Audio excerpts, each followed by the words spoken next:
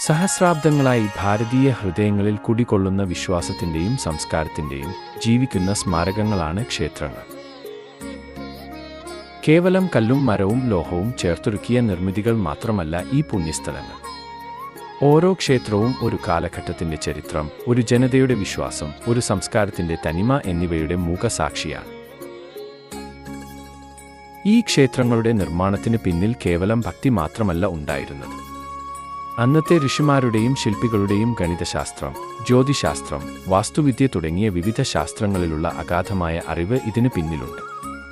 പ്രപഞ്ചോർജ്ജത്തെ ആകർഷിച്ച് മനുഷ്യൻ ലഭ്യമാക്കുന്നതിനുള്ള സങ്കീർണമായ സംവിധാനങ്ങളാണ് ഓരോ ക്ഷേത്രവും. എന്തുകൊണ്ടാണ് ഈ ക്ഷേത്രങ്ങൾ ഇത്രയധികം ഊർജം നിറഞ്ഞിരിക്കുന്നത്? എങ്ങനെയാണ് അവ നമ്മുടെ മനസ്സിനെയും ശരീരത്തെയും സ്വാധീനിക്കുന്നത്? എപ്പോഴാണ് ഈ അത്ഭുത നിർമ്മിതികൾ ആരംഭിച്ചത്? നമുക്ക് ഈ ചോദ്യങ്ങളിലൂടെ ഒന്ന് സഞ്ചരിച്ചാലോ? ഭാരതീയ തത്വചിന്ത പ്രകാരം മനുഷ്യനും പ്രപഞ്ചവും തമ്മിൽ അഭേദ്യമായ ബന്ധമുണ്ട്. യഥാ പിണ്ഡേ തഥാ ബ്രഹ്മാണ്ഡേ. എന്താണോ ഈ ശരീരത്തിൽ, അത് തന്നെയുണ്ട് ഈ പ്രപഞ്ചത്തിലും. ഈ തിരിച്ചറിവിൽ നിന്നാണ് ക്ഷേത്രങ്ങൾ എന്ന ആശയം വികസിക്കുന്നത്. പ്രപഞ്ചത്തിലെ ദിവ്യമായ ഊർജ്ജത്തെ ഒരു പ്രത്യേക ബിന്ദുവിൽ കേന്ദ്രീകരിച്ച് അത് മനുഷ്യന്റെ ആത്മീയ വളർച്ചയ്ക്കും മാനസികമായ സന്തുലിതാവസ്ഥയ്ക്കും ശാരീരികമായ ആരോഗ്യത്തിനും പ്രയോജനപ്പെടുത്തുക എന്നതായിരുന്നു ഋഷിമാരുടെ ലക്ഷ്യം. ക്ഷേത്രം വെറുമൊരു പ്രാർത്ഥനാ സ്ഥലം എന്നതിലുപരി പ്രപഞ്ചോർജ്ജവുമായി സംവദിക്കാനുള്ള ഒരു ഉപകരണം കൂടിയാണ്. ധ്യാനം, യോഗ തുടങ്ങിയ ആത്മീയ സാധനകൾക്ക് അനുയോജ്യമായ ഒരു ഊർജ്ജക്ഷേത്രം സൃഷ്ടിക്കുക എന്നതും ക്ഷേത്ര നിർമ്മാണത്തിന്റെ ലക്ഷ്യമായിരുന്നു. ക്ഷേത്രങ്ങളുടെ ഉദ്ഭവം കൃത്യമായി നിർണ്ണയിക്കാൻ സാധ്യമല്ലെങ്കിലും ആയിരക്കണക്കിന് വർഷങ്ങൾക്ക് മുമ്പ് തന്നെ ഭാരതത്തിൽ ആരാധനാലയങ്ങൾ നിലനിന്നിരുന്നു എന്നതിന് ശക്തമായ തെളിവുകളുണ്ട്. സിന്ധു നദീതട സംസ്കാരത്തിലെ ഗ്രേറ്റ് ബാത്ത് ഒരു സാമൂഹിക ആരാധനാലയമായി കരുതപ്പെടുന്നു. ഗുഹാക്ഷേത്രങ്ങൾ, ഉദാഹരണത്തിന് ഭീംബേത്ക, ആദ്യകാല മനുഷ്യന്റെ ആരാധനാ രീതികളിലേക്ക് വെളിച്ചം വീശുന്നു. പിന്നീട് മൗര്യ, ശുംഗ കാലഘട്ടങ്ങളിൽ ബുദ്ധസ്തൂപങ്ങളും ചൈത്യങ്ങളും പ്രധാന ആരാധനാ കേന്ദ്രങ്ങളായി. ഗുപ്ത കാലഘട്ടത്തോടെയാണ് ഇന്നത്തെ രീതിയിലുള്ള ക്ഷേത്ര വാസ്തുവിദ്യയുടെ വളർച്ച ആരംഭിക്കുന്നത്.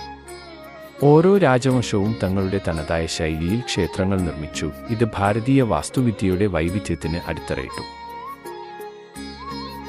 ഒരു ക്ഷേത്രത്തിന്റെ ഘടന കേവലം യാദൃച്ഛികമല്ല, അത് പ്രപഞ്ചത്തിന്റെ ഘടനയുടെയും മനുഷ്യ ശരീരത്തിലെ ഊർജ്ജ കേന്ദ്രങ്ങളുടെയും ഒരു മാതൃകയാണ്. ഗോപുരം പ്രപഞ്ചത്തിലേക്കുള്ള ഉയർന്ന വാതിലാണ്. ധ്വജസ്തംഭം ഭൂമിയെയും ആകാശത്തെയും ബന്ധിപ്പിക്കുന്ന അച്ചുതണ്ടാണ്. ബലിപീഠം നമ്മുടെ അഹംഭാവത്തെ സമർപ്പിക്കാനുള്ള സ്ഥലമാണ്. മണ്ഡപം ഭക്തർക്ക് ഒത്തുചേരാനും പ്രാർത്ഥിക്കാനുമുള്ള ഊർജ്ജം നിറഞ്ഞ ഇടമാണ്. ഗർഭഗൃഹം അഥവാ ശ്രീകോവിൽ, ബ്രഹ്മസ്ഥാനം, ഏറ്റവും പവിത്രമായ ഊർജ്ജം കുടികൊള്ളുന്ന സ്ഥലമാണ്. ഇത് നമ്മുടെ ആത്മാവിന്റെ കേന്ദ്രത്തിന് സമാനമാണ്. പ്രദക്ഷിണപഥം ക്ഷേത്രത്തിലെ പോസിറ്റീവ് ഊർജ്ജത്തെ സ്വീകരിക്കാനുള്ള ഒരു മാർഗമാണ്. ശബ്ദത്തിന് പ്രപഞ്ചത്തിൽ ഒരു പ്രധാന സ്ഥാനമുണ്ട്. ഭാരതീയ ദർശനത്തിൽ ശബ്ദത്തെ നാദബ്രഹ്മം എന്ന് വിളിക്കുന്നു. അത് സൃഷ്ടിയുടെ ഉറവിടമായി കണക്കാക്കപ്പെടുന്നു. ക്ഷേത്രങ്ങളിലെ മണിനാദവും ശംഖധ്വനിയും വാദ്യോപകരണങ്ങളുടെ താളവും മന്ത്രോച്ചാരണങ്ങളും ഒരു പ്രത്യേക ഊർജ്ജക്ഷേത്രം സൃഷ്ടിക്കുന്നു. ഈ ശബ്ദ തരംഗങ്ങൾക്ക് നമ്മുടെ തലച്ചോറിലെ തരംഗങ്ങളെ സ്വാധീനിക്കാനും മനസ്സിനെ ശാന്തമാക്കാനും ഏകാഗ്രത വർദ്ധിപ്പിക്കാനും കഴിയും എന്ന് ശാസ്ത്രീയ പഠനങ്ങൾ തെളിയിക്കുന്നു. ക്ഷേത്രങ്ങളിലെ ഈ ശബ്ദാനുഭവം നമ്മെ ആന്തരികമായ ഒരു അനുഭൂതിയിലേക്ക് നയിക്കുന്നു. ക്ഷേത്രങ്ങൾ കലയുടെയും സംസ്കാരത്തിൻ്റെയും വിളനിലങ്ങളാണ്. ചുവർ ചിത്രങ്ങളിലൂടെയും ശില്പങ്ങളിലൂടെയും പുരാണ കഥകളും ഇതിഹാസങ്ങളും നമ്മോട് സംവദിക്കുന്നു. ഭരതനാട്യം, കഥകളി തുടങ്ങിയ നൃത്തരൂപങ്ങൾ ദൈവത്തോടുള്ള ഭക്തിയുടെയും സമർപ്പണത്തിൻ്റെയും മനോഹരമായ ആവിഷ്കാരങ്ങളാണ്. ക്ഷേത്രങ്ങളിലെ സംഗീത പരിപാടികൾ ഭക്തരെ ആത്മീയമായ ഒരു ലോകത്തേക്ക് ഉയർത്തുന്നു. ഈ കലാരൂപങ്ങൾ ക്ഷേത്രങ്ങളെ കേവലം ആരാധനാലയങ്ങൾ എന്നതിലുപരി ഒരു സാംസ്കാരിക കേന്ദ്രമാക്കി മാറ്റുന്നു. ക്ഷേത്രങ്ങളിലെ പല ആചാരങ്ങൾക്കും ശാസ്ത്രീയമായ അടിത്തറയുണ്ട്. ഹോമങ്ങളിൽ ഉപയോഗിക്കുന്ന ഔഷധ സസ്യങ്ങൾ അന്തരീക്ഷത്തെ ശുദ്ധീകരിക്കുകയും രോഗാണുക്കളെ നശിപ്പിക്കുകയും ചെയ്യുന്നു. പ്രസാദമായി നൽകുന്ന പല ഭക്ഷണങ്ങളിലും പോഷകഗുണങ്ങൾ അടങ്ങിയിരിക്കുന്നു. പ്രദക്ഷിണം ചെയ്യുമ്പോൾ ക്ഷേത്രത്തിലെ പോസിറ്റീവ് ഊർജ്ജം നമ്മളിലേക്ക് പ്രവഹിക്കുന്നു. ഈ ആചാരങ്ങൾ നമ്മുടെ ശാരീരികവും മാനസികവുമായ ആരോഗ്യത്തിന് ഗുണകരമാണ്. ക്ഷേത്രങ്ങളുടെ നിർമ്മാണത്തിൽ ജ്യോതിശാസ്ത്രത്തിനും വാസ്തുവിദ്യയ്ക്കും പ്രധാന പങ്കുണ്ട്. ക്ഷേത്രത്തിന്റെ സ്ഥാനം, ദിശാന്യാസം, അളവുകൾ എന്നിവയെല്ലാം ജ്യോതിശാസ്ത്രപരമായ കണക്കുകൂട്ടലുകളെ അടിസ്ഥാനമാക്കിയുള്ളതാണ്. വാസ്തുശാസ്ത്രം ഊർജത്തിന്റെ ശരിയായ പ്രവാഹം ഉറപ്പാക്കുന്നു. ഈ ശാസ്ത്രീയമായ അടിത്തറയാണ് ക്ഷേത്രങ്ങൾക്ക് ഒരു പ്രത്യേക ഊർജവും ആകർഷണീയതയും നൽകുന്നത്. ഇനി നമുക്ക് ചില ദക്ഷിണേന്ത്യൻ വാസ്തുവിദ്യയിലൂടെ ഒന്ന് യാത്ര ചെയ്യാം. തഞ്ചാവൂരിലെ ബൃഹദീശ്വര ക്ഷേത്രം. 1000 വർഷത്തിലധികം പഴക്കമുള്ള ഈ ക്ഷേത്രം ചോള സാമ്രാജ്യത്തിന്റെ ശക്തിയുടെയും കലാപരമായ വൈദഗ്ധ്യത്തിന്റെയും ജീവിക്കുന്ന സാക്ഷ്യമാണ്. ഏകദേശം 216 അടി ഉയരമുള്ള ഈ ക്ഷേത്രത്തിന്റെ ഗോപുരം ദക്ഷിണേന്ത്യയിലെ ഏറ്റവും വലിയ ക്ഷേത്ര ഗോപുരങ്ങളിൽ ഒന്നാണ്. ഇതിന്റെ മുകളിൽ സ്ഥാപിച്ചിട്ടുള്ള ഏകദേശം 80 ടൺ ഭാരമുള്ള ഒറ്റക്കല്ല് അന്നത്തെ എഞ്ചിനീയറിംഗ് വിദ്യയുടെ അത്ഭുതമാണ്. രാജരാജ ചോളൻ ഒന്നാമനാണ് ഈ ക്ഷേത്രം പണികഴിപ്പിച്ചത്. ശിവൻ സമർപ്പിച്ചിട്ടുള്ള ഈ ക്ഷേത്രം അന്നത്തെ സാമൂഹിക, സാമ്പത്തിക, രാഷ്ട്രീയ സാഹചര്യങ്ങളുടെ ഒരു പ്രതിഫലനം കൂടിയാണ്. ഈ ക്ഷേത്രത്തിലെ ശില്പങ്ങളിലും ചുവർചിത്രങ്ങളിലും അന്നത്തെ ജീവിതരീതികൾ നമുക്ക് കാണാൻ സാധിക്കും. ഇവിടെയുള്ള നന്ദി മണ്ഡപത്തിലെ ഭീമാകാരമായ നന്ദി വിഗ്രഹം ഒരൊറ്റ കല്ലിൽ കൊത്തിയെടുത്തതാണ്. ഇതിന്റെ ഭംഗിയും വലിപ്പവും നമ്മെ അത്ഭുതപ്പെടുത്താതിരിക്കില്ല. ഈ ക്ഷേത്രത്തിലെ പ്രധാന ഉത്സവമായ മഹാശിവരാത്രി ലക്ഷക്കണക്കിന് ഭക്തരെ ആകർഷിക്കുന്നു. ഇനി നമുക്ക് കല്ലിൽ കൊത്തിയ ചില ഇതിഹാസങ്ങൾ കാണാം. വിജയനഗര സാമ്രാജ്യത്തിന്റെ തലസ്ഥാനമായിരുന്ന ഹംപിയിലെ വിരൂപാക്ഷ ക്ഷേത്രത്തിലെ ശില്പങ്ങൾ. രാമായണത്തിലെ പ്രധാന കഥാസന്ദർഭങ്ങൾ മനോഹരമായാണ് ഇവിടെ കൊത്തിവെച്ചിരിക്കുന്നത്. ഈ ഓരോ ശില്പത്തിനും അതിൻ്റേതായ ഭാവവും കഥയുമുണ്ട്. അന്നത്തെ ശില്പികളുടെ ഭാവനയും കഴിവും ഈ കൊത്തുപണികളിൽ നമുക്ക് വായിച്ചെടുക്കാൻ സാധിക്കും. വസ്ത്രധാരണം, ആഭരണങ്ങൾ, മുഖത്തെ ഭാവങ്ങൾ എന്നിവയെല്ലാം വളരെ സൂക്ഷ്മമായി ഇവിടെ ആലേഖനം ചെയ്തിരിക്കുന്നു. അതുപോലെ അജന്തയിലെ ഗുഹാക്ഷേത്രങ്ങളിലെ ചുവർചിത്രങ്ങൾ ബുദ്ധമതത്തിന്റെ തത്വങ്ങളും കഥകളും നമ്മോട് പറയുന്നു. വർണ്ണങ്ങളുടെ ഈ വിസ്മയം ആയിരക്കണക്കിന് വർഷങ്ങൾ കഴിഞ്ഞിട്ടും മങ്ങാതെ നിൽക്കുന്നു എന്നത് അത്ഭുതകരമാണ്. ആന്ധ്രാപ്രദേശിലെ ലേപാക്ഷി ക്ഷേത്രത്തിലെ തൂണുകൾ. ഇവ ഭൂമിയുമായി ബന്ധമില്ലാതെയാണ് നിൽക്കുന്നത് എന്ന് വിശ്വസിക്കപ്പെടുന്നു. അന്നത്തെ ശില്പികളുടെ എഞ്ചിനീയറിംഗ് വൈദഗ്ധ്യത്തിന് ഇതിലും വലിയൊരു ഉദാഹരണം വേറെയില്ല.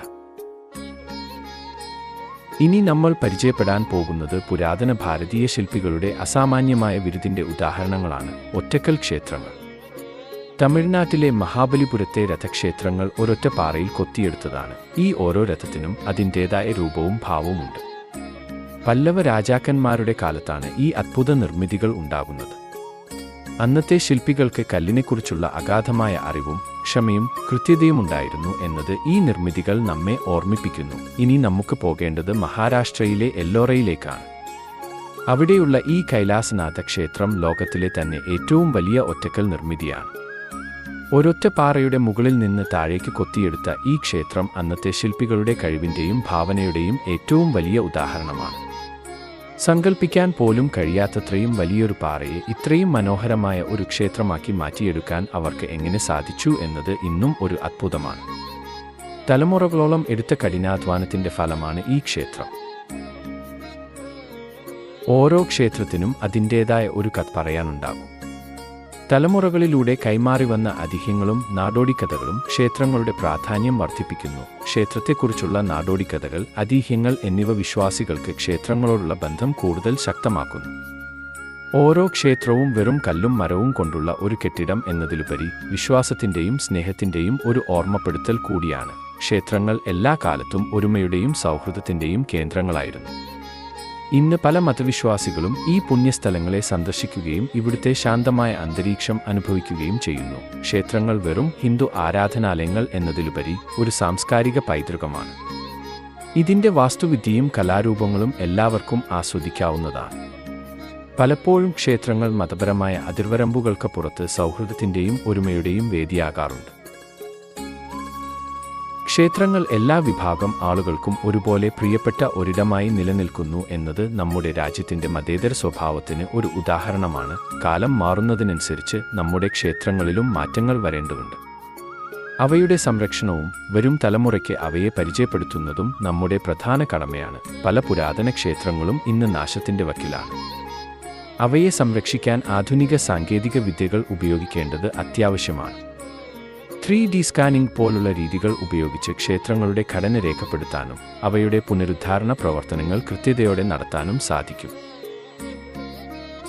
ക്ഷേത്ര ടൂറിസത്തിന് വലിയ സാധ്യതകളുണ്ട്. എന്നാൽ അത് ക്ഷേത്രങ്ങളുടെ പവിത്രതയും ചരിത്രപരമായ പ്രാധാന്യത്തെയും ഹനിക്കാത്ത രീതിയിൽ ആയിരിക്കണം. യുവതലമുറയെ ക്ഷേത്രങ്ങളിലേക്ക് ആകർഷിക്കാൻ അവരുടെ താൽപ്പര്യങ്ങൾക്കനുസരിച്ചുള്ള പരിപാടികൾ സംഘടിപ്പിക്കാവുന്നതാണ്. ക്ഷേത്രങ്ങൾ വിശ്വാസത്തിൻ്റെയും സംസ്കാരത്തിൻ്റെയും പ്രതീകമായി എന്നും നിലനിൽക്കണം.